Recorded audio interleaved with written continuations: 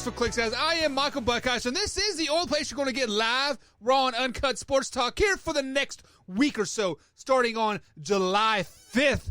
Mike's and Mike Man Hour is coming to fruition. It's been a long time coming. Me and Mike have kind of mastered our mindsets here, and we are going to bring you guys same old live, raw, and uncut sports talk, but in a new fashion here with the Mike's and Mike's Man Hour. So, guys, be sure to join us there as we do start to go live on the Mike and Mike Man Hour July 5th. So, I am flying solo again tonight as Mike LeBlanc is celebrating his 18th year wedding anniversary with his lovely wife, Elizabeth. So happy to got to know them over the last couple months here, and I wish you guys nothing but the best. But first things first is we have to start the show off of what is on Mike's mind. And now, Mike's Thoughts. And usually we try to keep it sports related and whatnot, but tonight on Mike's Thoughts, guys, is the Mississippi lawmakers vote has officially went through, and they're going to change the emblem on the state flag. If you guys don't know what the Mississippi state flag is, I believe it's red on top, white on the bottom, with the Confederate flag on the top left corner, much of where the stars are at for the American flag. So many people have come out and said that they will not play for state institutions if this flag is kept. The NCAA has come out and said that they will not have any postseason tournament games in that state if that flag is still flying.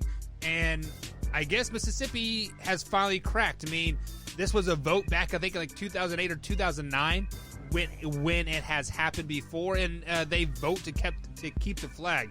So I get it. A Confederate flag is a bad thing. I mean, it is a part of our history. It is not a bad thing yes, it is a bad thing from what it represents, but it is not a bad thing for history. However, the Confederate flag did only fly for 3 or 4 years during that Confederacy short-lived thing here. I mean, many people that I know have worked jobs longer than the Confederate flag was around. But the day after the SEC warning that the NCAA or the SEC warning saying that the NCAA would no longer hold conference championship games there and whatnot, the flag was basically voted out. So I don't know what the new flag is going to be by any means whatsoever, but I am kind of intrigued to see how quickly this is going to happen, because NCAA and SEC did say that they'll have no conference or no postseason tournament games there if the flag is still flying. So does that mean it has to happen now, or does that mean something is in process type of thing? But the House did pass the bill 91-23 Sunday at that afternoon, and then the Senate obviously passed it 37-14 later in the day. They're basically just waiting for the governor to sign off and to get the new flag. How it's just some design ideas here is that the new flag cannot include the Confederate symbols, and it must have the words "In God We Trust." It's funny that we have to have "In God We Trust" in flags and whatnot, because quite frankly, we don't allow God anywhere else. We don't allow him in school. We don't allow him in workplaces. The only place where God is allowed is money and flags. What is up with that, guys? That's Mike's Thoughts for the day.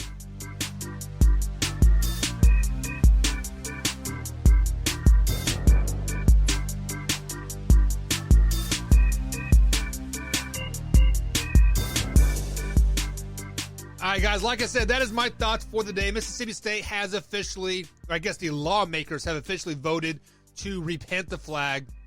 So that is definitely some positive news moving forward for many of the people involved in that Confederate state down there and flag and whatnot. And so I'm pretty impressed that it happened so quickly, to be totally honest.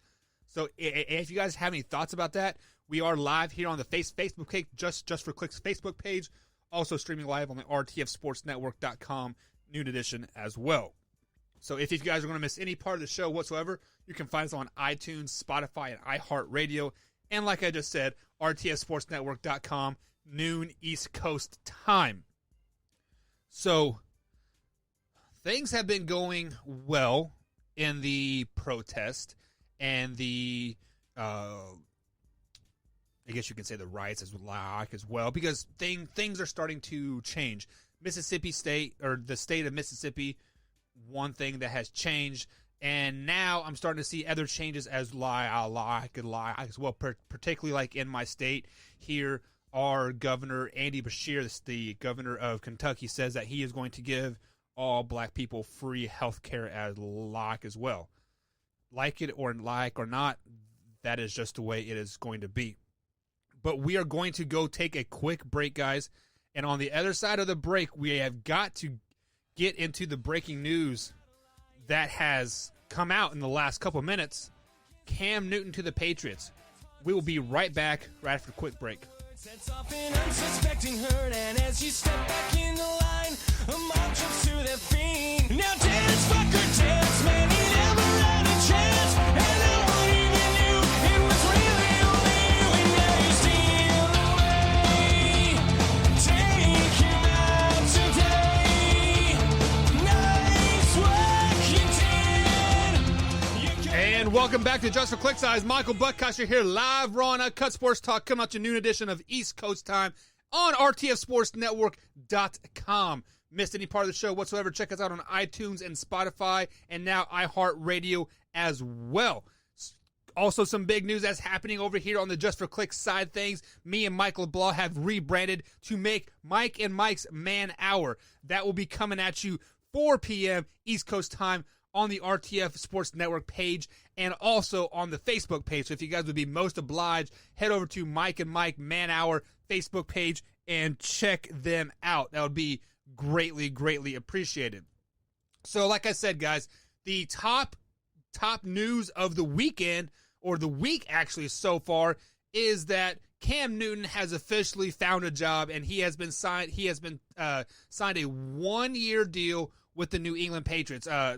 Many people are projecting him to be a backup quarterback. Let's see what the deal is here. It is really not much about money and whatnot, but basically just saying that the Patriots have officially signed Cam Newton, and he will be backed up behind Jarrett Stidham and be atop Brian Hoyer and the Death Tot, meaning that Jarrett Stidham will still be the number 1, Cam Newton is number 2, and Brian Hoyer has dropped down to number 3. So what does that mean for the NFL? That is a great question. Many people are saying this is a great move. This is a positive move for the Patriots, yada, yada, yada. It's strictly football, all this stuff, yada, yada, yada. Well, I'm on the other side of the foot here, guys. Let's think about this logically. Many people have been putting pressure on the NFL. I'm going to use air quotes there, pressure, to bring back Kaepernick. Many teams have signed up workouts for him, have expressed interest. And I said it on this show with Mike LeBlanc just a couple weeks ago that if Cam Newton doesn't get a job before Cap, something is wrong in the NFL. And Cap almost got a job before Cam Newton. And if that would have happened, shit would have hit the fan on this end. I would have been very upset. There's a reason why Colin Kaepernick is not in the NFL. When you go 1 for 10, throw for 1,100 yards in 11 games, your last season of the NFL, you don't belong there. You can say you're blackballed, this, and this, and this. The fact is that you weren't.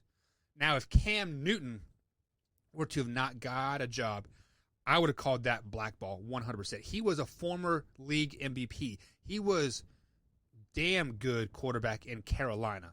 The only reason why he was replaced last year because he had that nagging shoulder injury over and over and over, and he finally got it fixed. He finally got it repaired.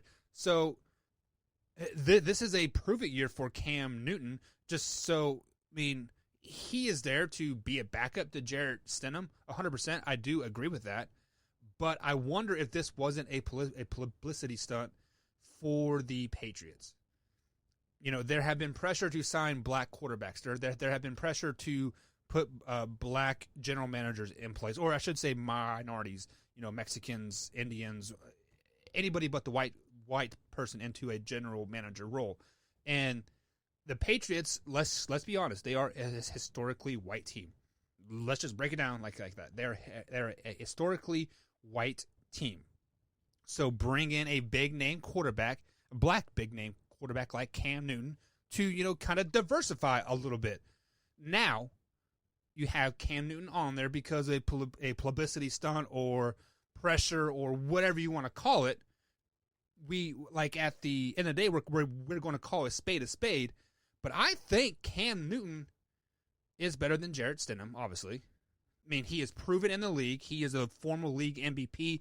I believe he led the Panthers to a 14-2 season at one point, or what was it, 14-2 or 15-1? I can't remember for sure off the top of my head. But clearly he was doing something right in Carolina with very little to work with, much like Tom Brady had within Patriotland like as well. Very little to work with. So if Cam Newton gets a chance in New England, I think he will keep that job for a long, long time.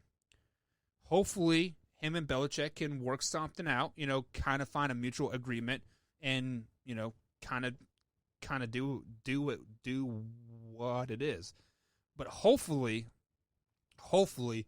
for the sake of everybody, that this is not a pressure situation. If it is, we're going to get the what the.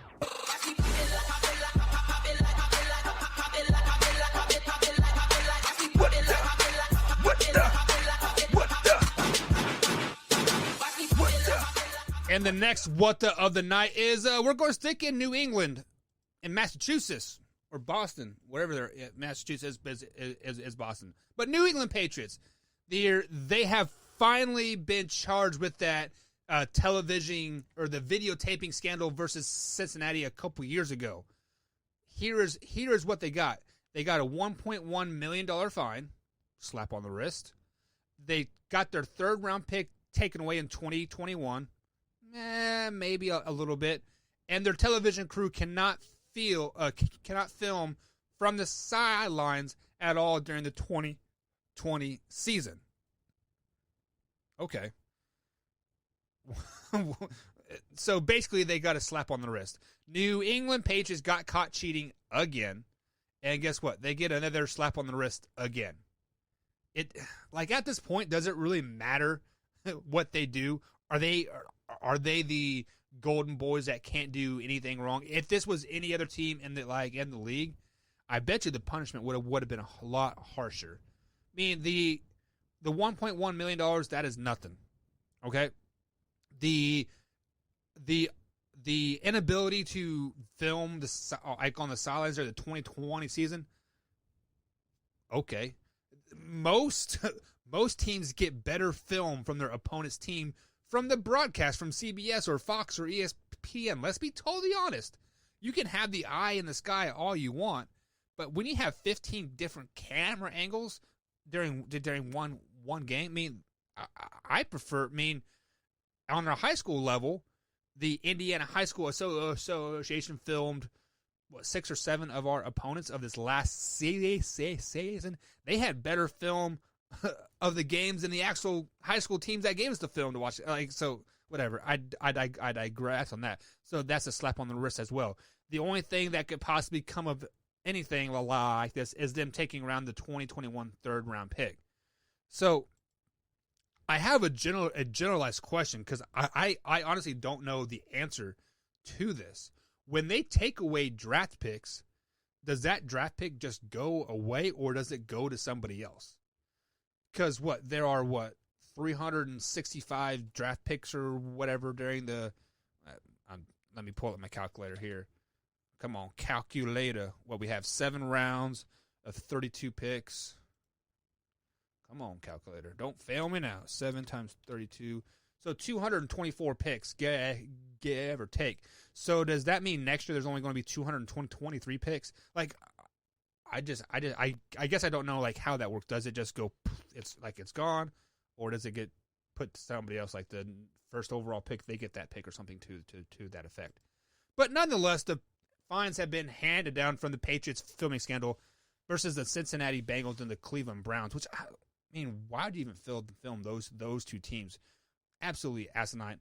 But it is what it is. So I want to give the what to the NFL.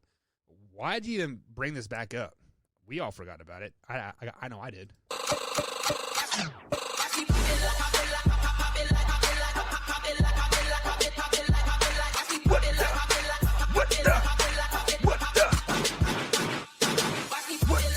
The final what the of the night is going to be Major League Baseball in this 2020 season. Obviously, guys, we have heard the news now. Starting in roughly a month or so, baseball season will officially kick off with more than 3/4 of the season gone. They're playing 60 game season to finish out, and they had the playoffs and World Series and whatnot, et cetera, et cetera, et cetera. We all got that, but this is a poll that came out. Seeing if fans would support Major League Baseball in the 60-game season. 23% of them were only supporting, while 77% of it were not supporting of the season. Like, what? Like, honestly, I thought baseball has been too many games since I started watching baseball. I mean, 162 games every year? I mean, to be honest, even the most diehard fans probably only catch 100 of those. Let's just be flat out honest. This 60-game shortened season, yeah, it is still condensed into like a 2-month, 3-month span, but I am all for this 60-game season moving forward. You know, you can start baseball in May or June. You know, shoot, you can have you can still have your 3 or 4 games a week, but 3 months worth of baseball is absolutely perfect for me because, I mean, baseball season right now is only important to many people from April until May. Then you got the All-Star break. And then about a month after the All-Star break, then people start really watching. They're like, oh, my team has 87 losses. We're out of it. I'm done watching. Oh, my team has a chance to get the wild card. Okay. So that's just the way baseball is. Even the most diehard fans do not catch every game. There's no possible way they can catch every game. I mean, they play 2 o'clock in the afternoon. They play 11 o'clock at night. They're playing 6 to 7 days a week, 60 games. To these 23% fans that were supporting of the 60 game season, kudos to you guys. But the rest of the 77%, what the fuck are you guys thinking? Seriously, what are you thinking? Baseball is perfect with 60 games. All those voters for that, you guys get the what the.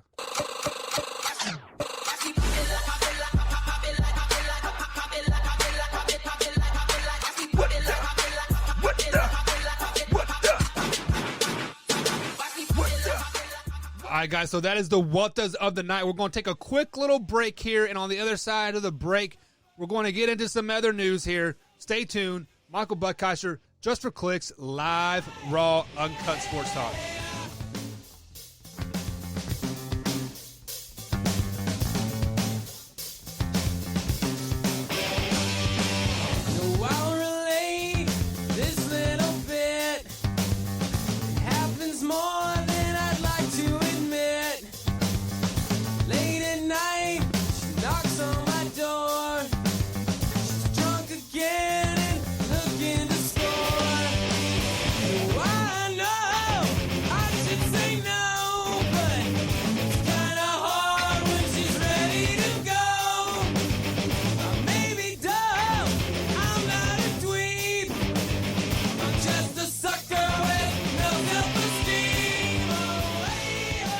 Welcome back to Just for Clicks, guys. Michael Buckheiser here with live, raw, and uncut sports talk. If you're just tuning in here, welcome to the show, guys. If you missed any part of the show whatsoever, you can check us out on iTunes, Spotify, and now iHeartRadio as well. Simply just search for Just for Clicks. You'll find the orange logo there with the name Just for Clicks, and boom, right there, push to play the latest episode. If you're watching us on Facebook Live, consider liking this page and sharing this to a couple groups as well. If you're listening to us on rtfsportsnetwork.com, Monday through Friday, noon East Coast time, be sure to subscribe to that mailing list, guys. They're giving away some special prizes here in the month of July through August.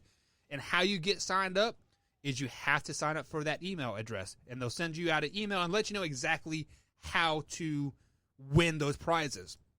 Now, let's go ahead and get into the bulk of today's show here. And I really wish I had Mike LeBlanc on this because he is a Texas fan, I'm a Kansas State fan, and like as an outsider, I want to know his opinion on this.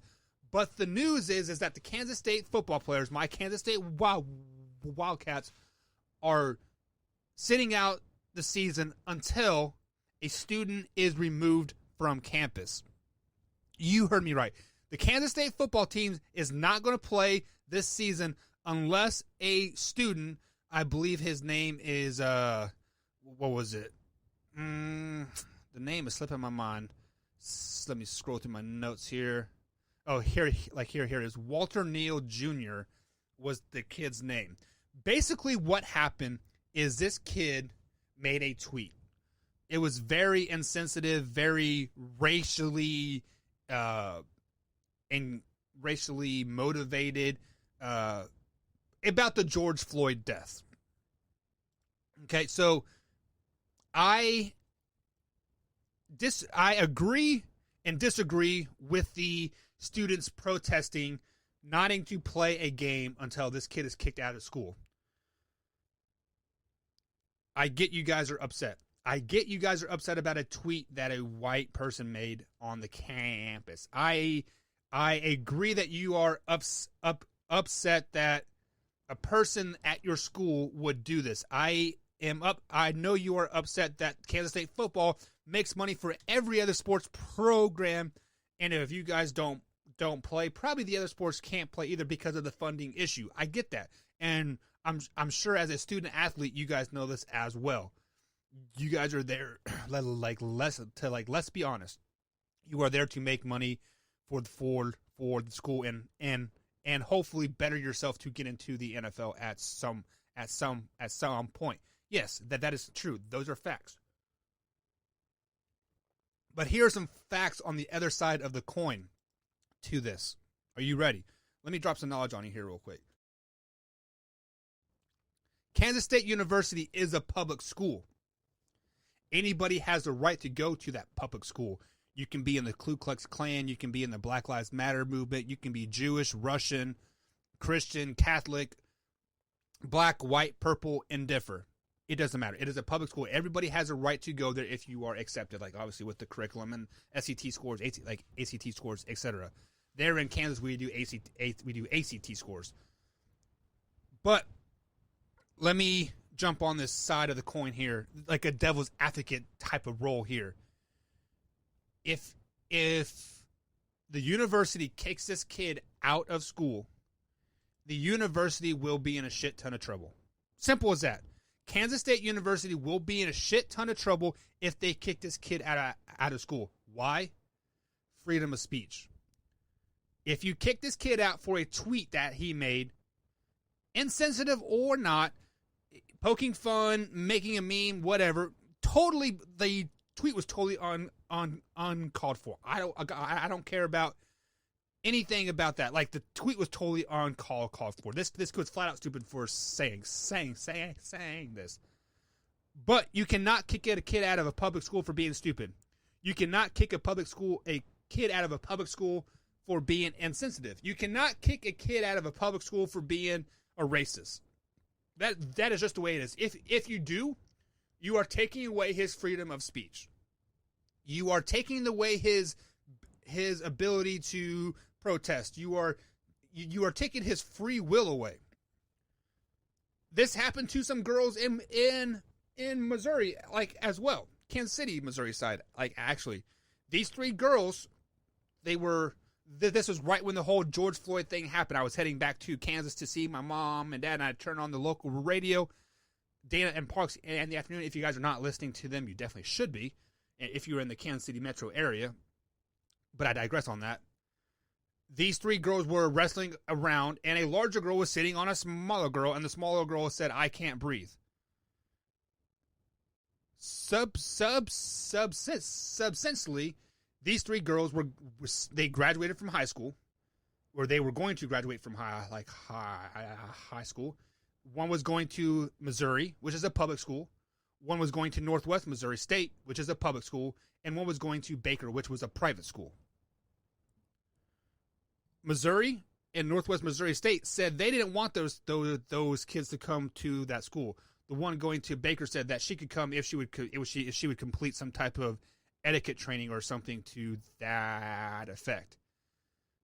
Needless to say, these girls pressed charges on that school because they are kicking them out. They are pulling their rights away to go to that school because they are because of a video that surfaced, because somebody screenshotted a Snapchat that was pissed off at these girls for whatever reason and posted it on the internet a month and a half later after it happened.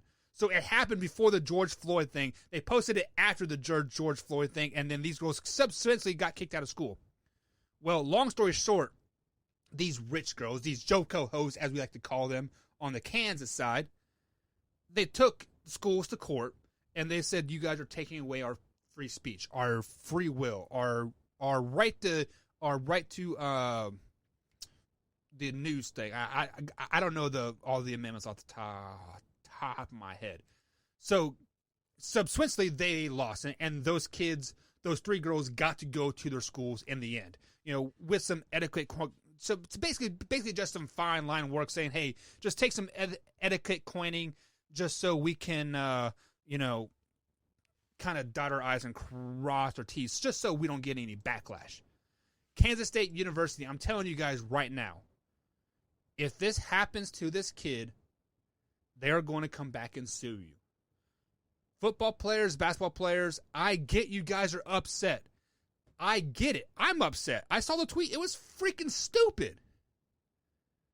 But to say you're not going to play a college football game until this kid is kicked out of school, you might as well transfer schools.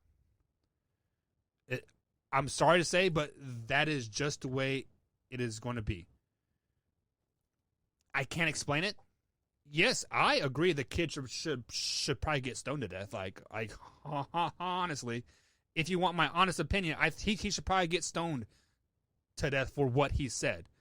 But the fact that you are saying that at a public school on a public forum, unfortunately, you cannot kick that kid out of school because of him being stupid. You can't. You can protest all you want. You can say you are not going to play games all you want. Unfortunately, Kansas State football players, you guys are there to play football. That's just the way I hate the statement, shut up and dribble. I mean, I get it. It's very upsetting. But at the end of the day, you are a, quote, student athlete. Although I don't think we should use that term because you guys are going to should be getting paid here very, very soon. But if you guys don't play this 2020 season, the coaching staff will have to find somebody else that will play. And there are many 3- and 4-star recruits in the state of Kansas, in the state of Missouri, state of Oklahoma, state of Texas, in the whole Midwest area that would love to come to school like Kansas State and take your spot. What I'm trying to say here, Kansas State football players, find a place to protest this. I don't know how, but boycotting the football games is not going to get this kid kicked out of school. Boycotting the football season is not going to change anything what this kid thinks. I mean, if anything, by you guys coming out and saying we're going to boycott the season, it's just getting this kid more attention in the end. Do I need to repeat that? By Kansas State football players coming out and saying that they're going to boycott the 2020 season because of what this student said, you bringing more attention to this kid. That's the bottom line. You are just bringing more attention. So Kansas State football players, as much as I respect where your heart is at, where I respect how you guys want to take action, I respect that you guys are upset. I respect the fact that this pisses you off because it pisses me off as much as well. Boycotting the games isn't going to change anything. I'm sorry, guys. It's not.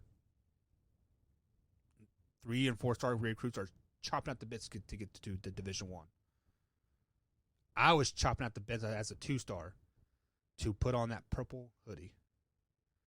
I'd do anything to get put on that purple hoodie. Guys, boycott the season. You might as well just transfer schools because you're only going to end up getting cut. I'm sorry. That's just the way it is. Live, raw, uncut thoughts right there.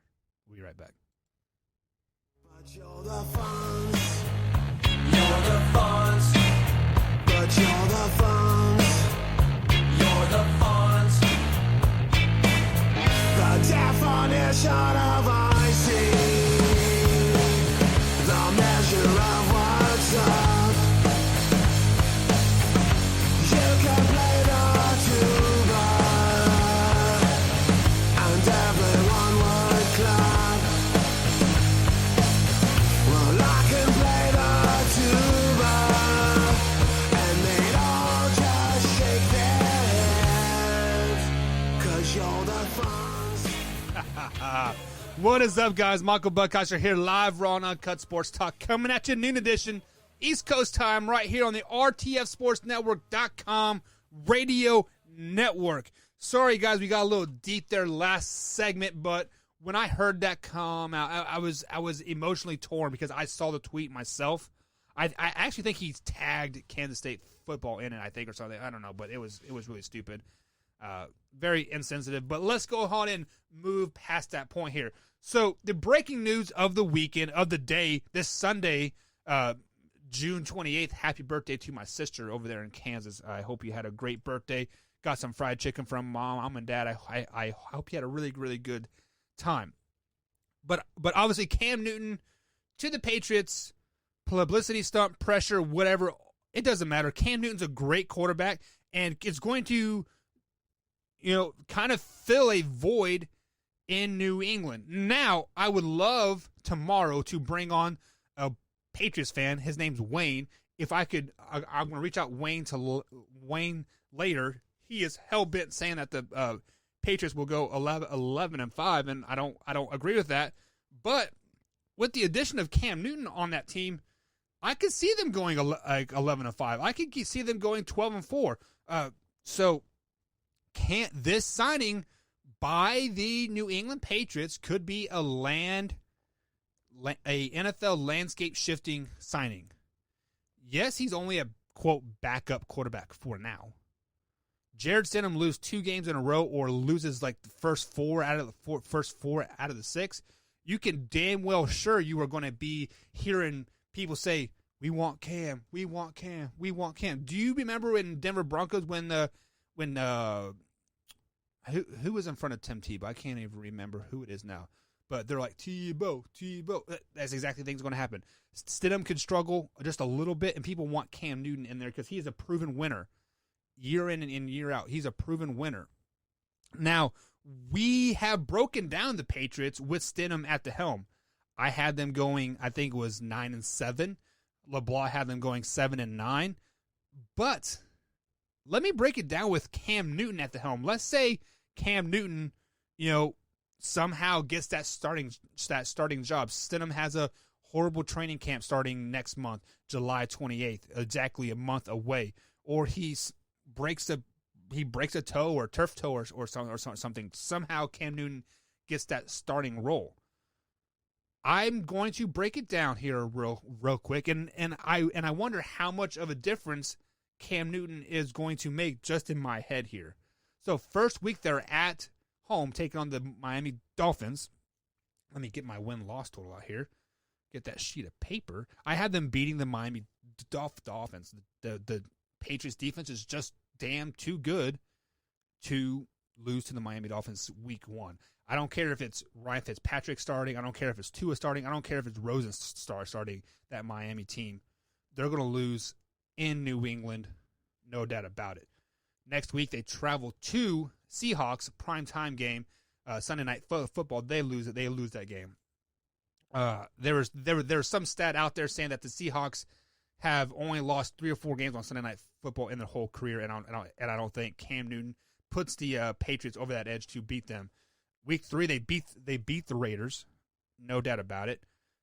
At Arrowhead, Kansas City Chiefs, I think the Chiefs are just going to have their number this year. Then the next week they're at the Broncos. I had them beating the Broncos. Next week they're 49ers. I had them beating the 49ers as well. This is all with Cam Newton at the helm. Then they travel to Buffalo to take on the Bills. I think Cam Newton puts them over that edge and beats the Buffalo Bills. Travel to New York to take on the Jets. That's a win. At home versus the Ravens. I think the Ravens come into Patriots, come into MetLife Stadium, and they beat the Patriots. Then the Patriots travel to Houston. I think that's a win with Cam Newton at the helm. Then they're at home, take on the Cardinals. That's a win. 8-3 coming into the next week, traveling to LA to take on the Chargers. That's a win. Damn, right there's 9 wins. Then they're at LA again to take on the Rams. There's your 10th win. Good Lord. Then they travel to Miami to take on the Dolphins. They always kind of struggle in Miami late season, so I'll give the Dolphins that win. Then they're at home to take on the Bills as a Monday night game, the last game in December. Right there's your 11th win. They're not losing on Monday Night Football. Then the last game of the season, boom, right there, the New York Jets. They are 12-4 with Cam Newton at the helm. I gave them a 12-4 record with Cam Newton at the helm. The only games that I question is the first one at the Buffalo Bills early in the season after the 49ers game. They might be coming off of a little hangover from that game. So we could put them at 10 or be 11-5. If Cam Newton is starting quarterback for the New England Patriots, they are instantly back at front runners in this AFC West division. Patriots, you better start Cam Newton. No question about it. You better start that man. Do it. We out.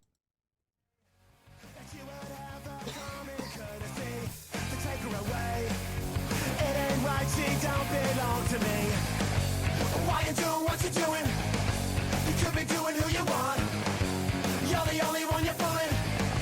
She's the one you want. Florence, if you hear this, would you come and pick your girlfriend up? She's been talking in her sleep, and I think that I've had enough. She's been a wreck since you've been away. So Flo, if you have something to say, Florence, can you hear me? Can you hear me, Flo? Florence, can you hear me? Can you hear me, Flo? Florence, can you hear me? Can you hear me, Flo? Florence, can you hear me?